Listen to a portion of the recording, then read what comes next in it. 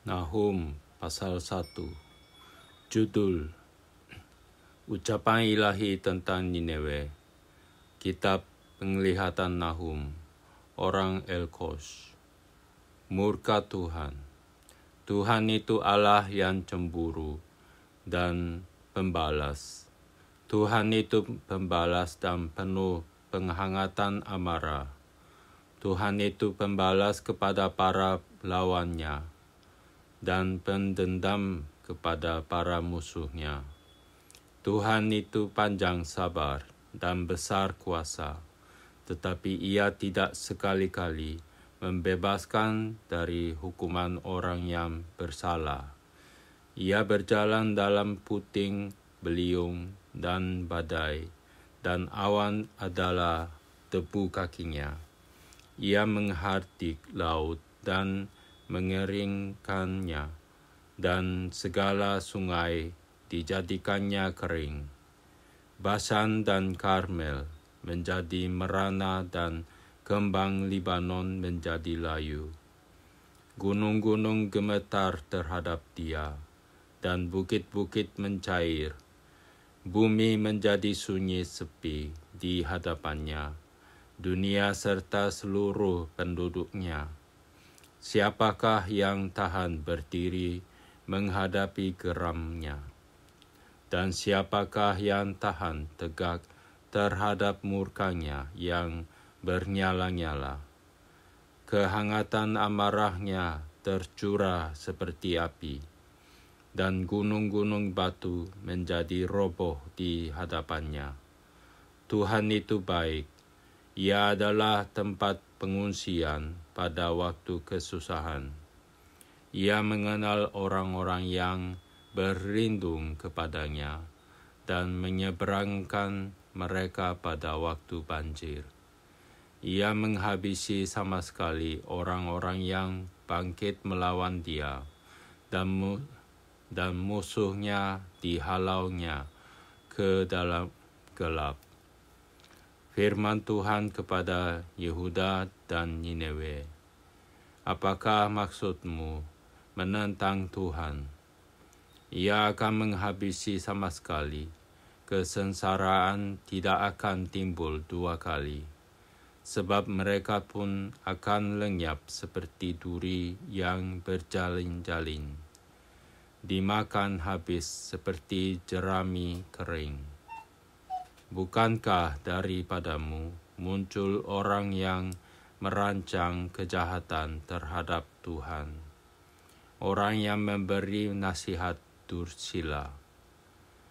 Beginilah firman Tuhan, sekalipun mereka utuh dan begitu banyak jumlahnya, tetapi mereka akan hilang terbabat dan mati binasa. Sekalipun aku telah merendahkan engkau, tetapi aku tidak akan merendahkan engkau lagi. Sekarang aku akan mematahkan gandarnya yang memberati engkau, dan akan memutuskan belenggu-belenggu yang mengikat engkau. Terhadap engkau, inilah perintah Tuhan. Tidak akan ada lagi keturunan dengan namamu. Dari rumah Allahmu, aku akan melenyapkan patung pahatan dan patung tuangan. Kuburmu akan kusediakan, sebab engkau hina. Lihatlah, di atas gunung-gunung berjalan orang yang membawa berita, yang mengabarkan berita damai sejahtera. Rayakanlah hari rayamu, hai Yehuda, bayarlah nazarmu, sebab tidak akan datang lagi orang dursila menyerang engkau. Ia telah dilenyapkan sama sekali. Pasal 2. Pembongkar maju terhadap engkau. Adakan penjagaan di benteng. Mengintailah di jalan. Ikatlah pinggangmu teguh-teguh. kumpulkanlah segala kekuatan. Sungguh Tuhan memulihkan kebanggaan Yakub, seperti kebanggaan Israel, sebab perusak telah merusakkannya dan telah membinasakan carang-carangnya. Musuh merusakkan Nineve, perisai para pahlawannya berwarna merah, prajuritnya berpakaian kirmisi, kereta berkilat-kilat seperti api suluh pada hari ia melengkapinya, dan kuda-kuda penuh gelisah. Kereta melaju galak di jalan, kejar mengejar di lapangan. Kelihatannya seperti suluh, berpacu seperti kilat. Pasukan-pasukan istimewa dikerahkan. Mereka tersandung jatuh di waktu berjalan maju. Mereka lari terburu-buru ke arah tembok kota, sedang alat pendobrak sudah ditegakkan. Pintu-pintu di sungai-sungai telah dibuka, dan istana menjadi gempar. Permaisuri dibawa keluar dan ditelanjangi, dan dayang-dayangnya mengerang. Mengadu seperti suara merpati sambil memukul-mukul dada. Nineve sendiri seperti kolam air yang airnya mengalir keluar. Berhenti, berhenti, teriak orang, tetapi tidak ada yang berpaling. Jarahlah perak, jarahlah emas, sebab tidak berkesudahan. Persediaan harta benda, kelimpahan segala barang yang indah-indah. Ketandusan, penandusan dan penindasan. Hati menjadi tawar dan lutut goyah. Segenap pinggang gemetar, dan muka sekalian orang menjadi pucat pasi. Di mana gerangan persembunyian singa dan gua singa-singa muda, tempat singa pulang pergi, tempat anak singa di mana tidak ada yang mengganggunya. Biasanya singa itu menerkam supaya cukup makan anak-anaknya, mencekik mangsa bagi betina-betinanya, dan memenuhi liangnya dengan mangsa, dan persembunyiannya dengan terkaman. Lihat, aku akan menjadi lawanmu. Demikianlah firman Tuhan semesta alam. Aku akan membakar keretamu menjadi asap, dan pedang pada memakan habis singa mudamu. Aku akan melenyapkan mangsamu dari atas bumi, dan suara utusan-utusanmu tidak akan terdengar lagi. Pasal 3. Hukuman atas Nineve. Celakalah kota penumpah darah itu. Seluruhnya dusta belaka, penuh dengan perampasan, dan tidak henti-hentinya penerkaman. Dengar, lecut cambuk dan derak-derik roda.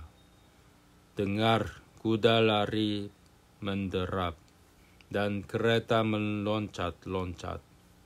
Pasukan berkuda menyerang, pedang bernyala-nyala, dan tombak berkilat-kilat. Banyak yang mati, terbunuh, dan bangkai bertimbun-timbun. Tidak habis-habisnya mayat-mayat. Orang tersandung jatuh pada mayat-mayat. Semuanya karena banyaknya persundalan si perempuan sundal, yang cantik parasnya dan ahli dalam sihir, yang memperdayakan bangsa-bangsa dengan persundalannya, dan kaum-kaum dengan sihirnya. Lihat, aku akan menjadi lawanmu. Demikianlah firman Tuhan semesta alam. Aku akan mengangkat ujung kainmu sampai ke mukamu, dan akan memperlihatkan auratmu kepada bangsa-bangsa, dan kemaluanmu kepada kerajaan-kerajaan. Aku akan melemparkan barang keji ke atasmu, akan menghina engkau, dan akan membuat engkau menjadi tontonan. Maka semua orang yang melihat engkau akan lari meninggalkan engkau, serta berkata, Nineve sudah rusak. Siapakah yang meratapi dia? Dari manakah aku akan mencari penghibur-penghibur untuk dia? Adakah engkau lebih baik dari Tebe, kota dewa Amon, yang letaknya di sungai Nil dengan air sekelilingnya, yang tembok kotanya adalah laut dan bentengnya adalah air? Ethiopia adalah kekuatannya, juga Mesir dengan tidak terbatas, Put dan orang-orang Libya adalah pembantunya.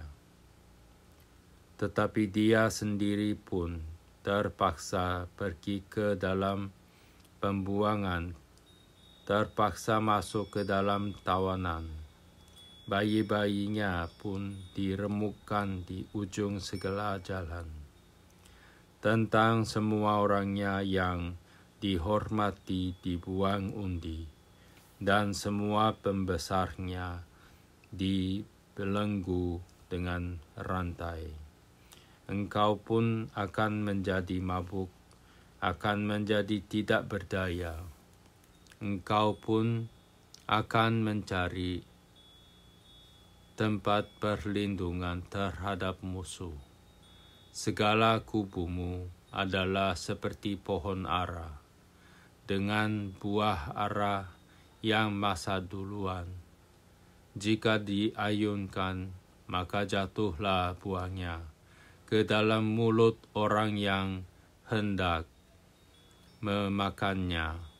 Sesungguhnya laskar yang di tengah-tengahmu itu adalah perempuan-perempuan. Pintu-pintu gerbang negerimu terbuka lebar-lebar untuk musuhmu. Api telah memakan habis palang pintumu. Timbalah air menghadapi pengapungan. Perkuatlah kubu-kubumu, pijaklah lumpur, injaklah tanah liat, peganglah acuan batu bata. Di sana api akan memakan engkau habis. Pedang akan membabat engkau, akan memakan engkau seperti belalang pelompat. Sekalipun engkau berjumlah besar seperti belalang pelompat, berjumlah besar seperti belalang pindahan. Sekalipun kau berbanyak orang-orang dagangmu, lebih dari bintang-bintang di langit. Seperti belalang pelompat, mereka menggembangkan sayap dan terbang menghilang. Sekalipun para penjagamu seperti belalang pindahan, dan para pegawaimu seperti kawanan belalang, yang hinggap pada tembok-tembok pada waktu dingin. Namun jika matahari terbit, mereka lari menghilang. tidak ketahuan tempatnya. Celaka, alangkah terlelapnya para gembalamu, hai Raja negeri Asyur. Para pemukamu tertidur, laskarmu berserak-serak di gunung-gunung, dan tidak ada yang mengumpulkan. Tiada pengobatan untuk cederamu, lukamu tidak tersembuhkan. Semua orang mendengar tentang engkau, bertepuk tangan karena engkau, sebab kepada siapakah tidak tertimpa. Perbuatan jahatmu terus-menerus,